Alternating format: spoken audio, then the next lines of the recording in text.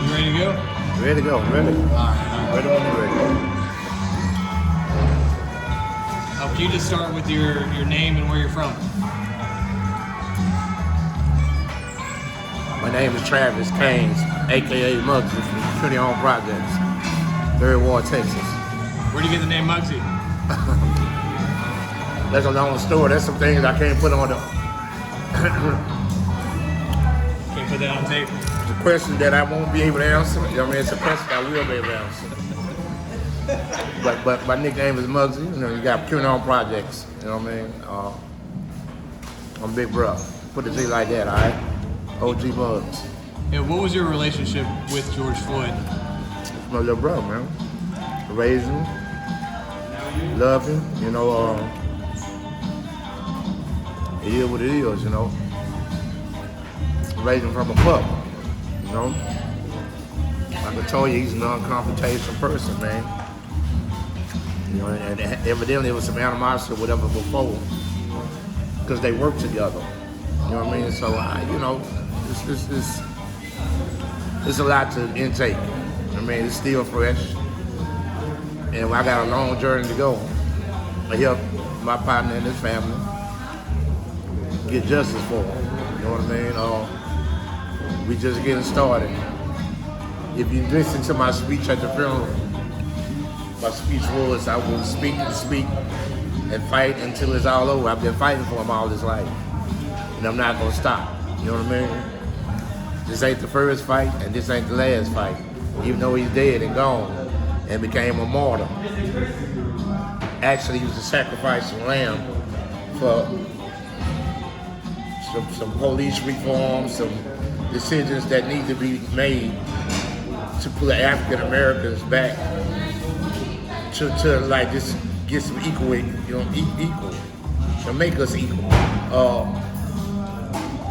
We're not a biased people. You know what I mean? We weren't biased, you know what I'm saying? He accepted all. You know what I mean? I accept all. You know what I mean? We weren't raised that way. Even though we went through hardship and problems, you know, I'm not no angel. Even though I was a bail bondsman, I had to hook up, you know what I'm saying? Once I got in trouble all the time. But no, it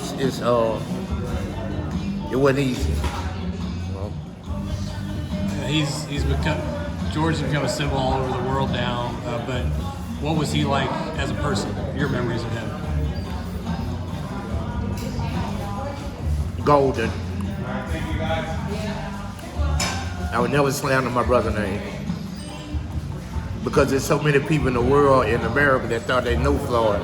They ain't know Floyd. You know what I mean? They ain't, you know, you got people getting on the internet saying all type of stuff, saying that he was this, he was is that okay? He had a past. That don't make it all right to kill him. It didn't make it all right for that officer to abuse his authority. You know, by a long shot. You know what I'm saying? So you hear about he played basketball, he played football at Yates, but also that he was a mentor in the third all ward. of that, man. All of that, man. He was a mentor to kids that was coming up under him from his nephew Brandon. He was a nephew. He was a mentor. You know, he would teach what he would do. He would teach. You know what I'm saying? You know, the kids that was coming up, you know, show them about the basketball, how to handle the ball, and everything else. You know. Like his nephew Brandon, you know what I mean, was good at basketball. You know what I mean? And, you know, his nephew Brandon went to the state championship and won. You know, it's a lot, man. He was what he was. You know what I mean? Like I said, you never see me on camera slandering my little brother. You know what I'm saying? I'm not that type. You know, everybody got a past. A damn person in the world is not perfect. No flesh is perfect. You know what I mean? It's what it is. You commissioned a mural in his memory, Donkey Boy, the artist. Can you talk about that? Donkey Boy, I commissioned a mural. I had it done because I want the world to know where Floyd was born and raised. I mean, I didn't want them to sit up there and not get his roots. You know what I'm saying? That's the reason I done it. You know, and you know, I brought him home. You know, he's all over the world on walls and everything else, and now Big Brother bring you home. You know what I mean? I bring you home and do something for the community. give the world something they can come see, take a picture with, and I wanted the right artist to do it. That's why I had Donkey Boy to do it. You know what I mean? What's been the response from the community to the mural itself? Awesome. They loved it. Everybody's coming there. It's been nonstop since my brother been dead. I had it done 2 days after, my little brother had passed. I just felt like I had to bring him home, and put it on the streets that he walked. He walked the Cuney Homes streets, Cuney Homes Project streets. He walked the streets of 3rd Ward, you know what I mean? It was something that just had to be done. It says, next to it says Big Floyd and Floyd Boulevard. Floyd Boulevard, yeah. We officially named that street Floyd Boulevard. We don't need nobody to name that Floyd Boulevard. We don't need the city, we don't need, we don't, we do what we want to do. And we did. You might not see a sign up there in a couple more days. You know what I'm saying? The street really is named now, but ain't no telling what's going to happen. Why did you pick that location for the mural?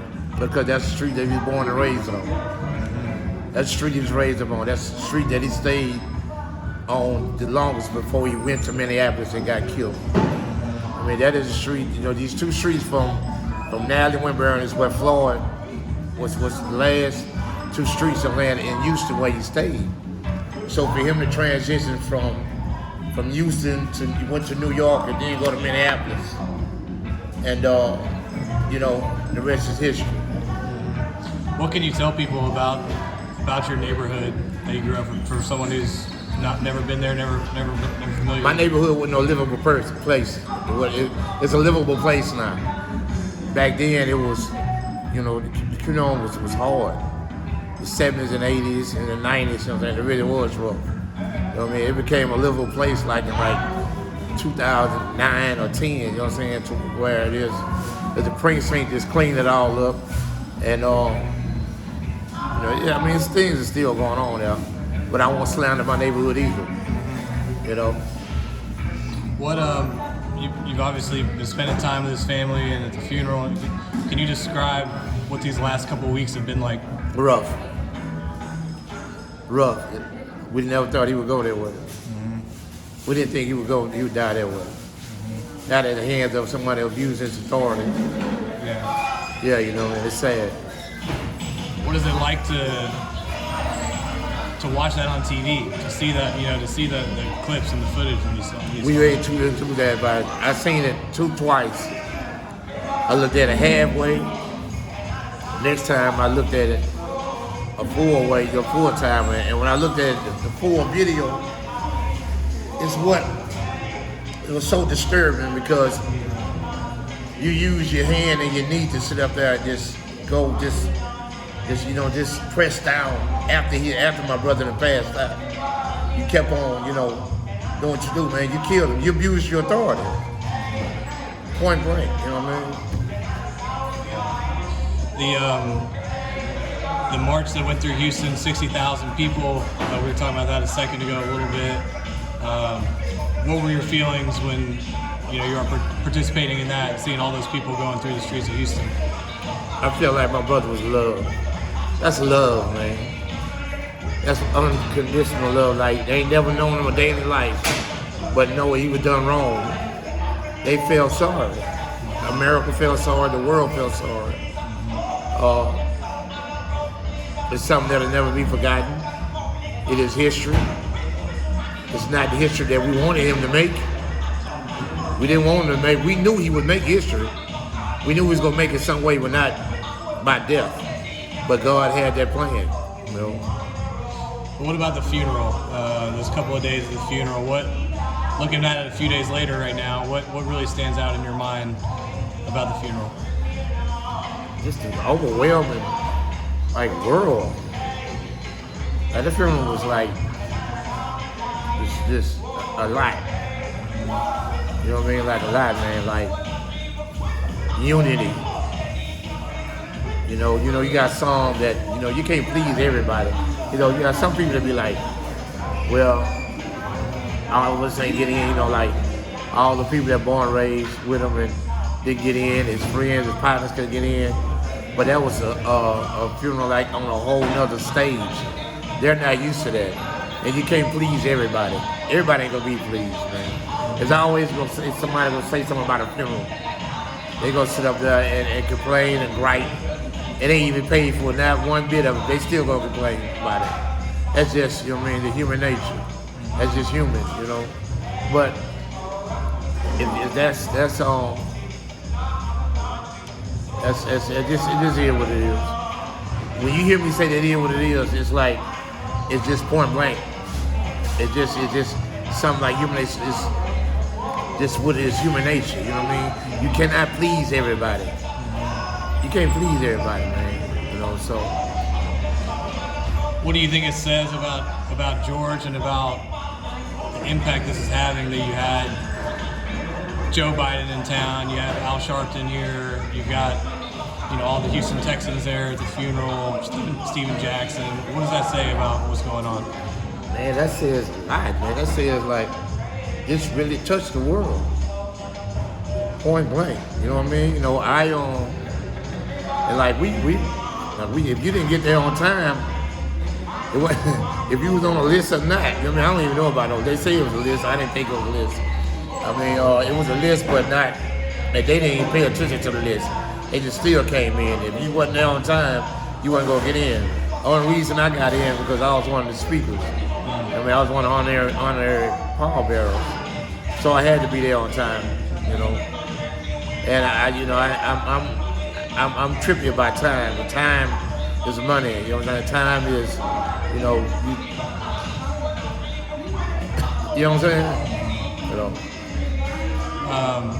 Going back to the mural, there's murals all over the world now, in Syria, Lebanon, you know, any country you could probably think of, they're doing murals in George Floyd's honor. What does that mean to you, and what do you think about that? That's love, man. That's love. When you get a tragic, horrific thing that happened like it did, and the world comes together, that's like love from people that he didn't even know. That is, you know, that is God. You know, that's what it is, man. What do you hope could come out of this? Change. Stop killing us. We black and beautiful. You know what I mean? We black and beautiful. We love, you know what I'm saying? We the one make this miracle go. We make this world go around. All colors of creed and everything. You know, it's something, you know, he wouldn't have been cutting up like that. You know what I mean? He wouldn't, you know what I'm saying? You know, like, before my little brother died, he left here to go make a change. So that's what he would want, man. You know what I mean? It's got to change, man. You know, you can't keep killing us, man. You know what I mean? You know, you can't just, and that's for everybody. That's just, you know, but mainly us, because we the main ones that's getting killed. You know, I could give you a story. I'm riding with 3 white people. I'm the 4th person in there. I'm the only black man in the car. But the law stopped the car. Everybody give me their ID. I give my ID. I'm the only one get pulled out the car. So what it mean? You understand where I'm going? I'd have been beat by laws. I'd been jacked up by laws. You know what I'm saying? I'd have been in jail, been whooped too. You know what I mean? Just for being a bondsman. You know, I've been through the storm, man. For just helping, you know what I'm saying, my people. You know, and it is what it is. What do you think George's legacy will be, or what it should be?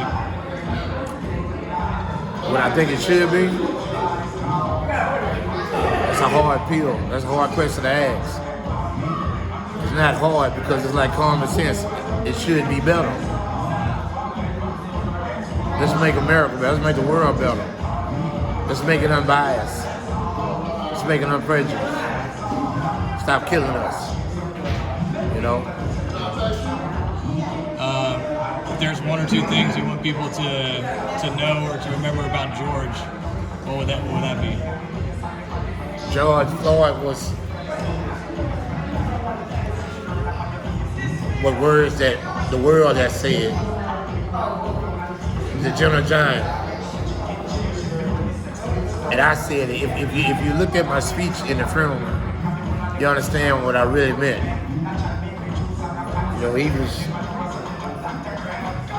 a father, basketball player, football player, a mentor, but most of all, he was a human being, and that was inhuman in what was done to him. You know, it's crazy. Still fresh, but I know God has us, God has the world, and I feel like he was a sacrificial lamb, you know, and that's what it is. If there's anybody who wants to help his family in any ways, what can people do to help? I mean, you got to reach out to the family. I don't know all that information. I can get it to you, but we want justice for George Floyd. We want justice for my little brother. I'm Travis Cains. I'm Big Bro. I'm a.k.a. Mugz, and I will be fighting. I'm not gonna stop fighting. You know what I mean? I'm not gonna stop speaking. You can give me 100 to 1,000 interviews. I'm gonna say the same old thing. Ain't gonna be no different. You know what I'm saying? Stop killing us. I mean, I'm gonna keep on fighting. I'm black. I love being black. I've been black all my life. I'm gonna be black all my life. Stop killing us. We are someone. He was someone. You know, so. Anything else you want to add? Let's change the world. People need to change. Change your thought, you know what I'm saying? Just because a person have a different skin color. We all one. All of us bleed red. You know what I mean? You got to, you got to be smart in what you're dealing with. Make the right choices before you speak your mind. Before you feel like you want to do something, just it is what it is, All right, thank you, Mugz. Appreciate the time, man. You good.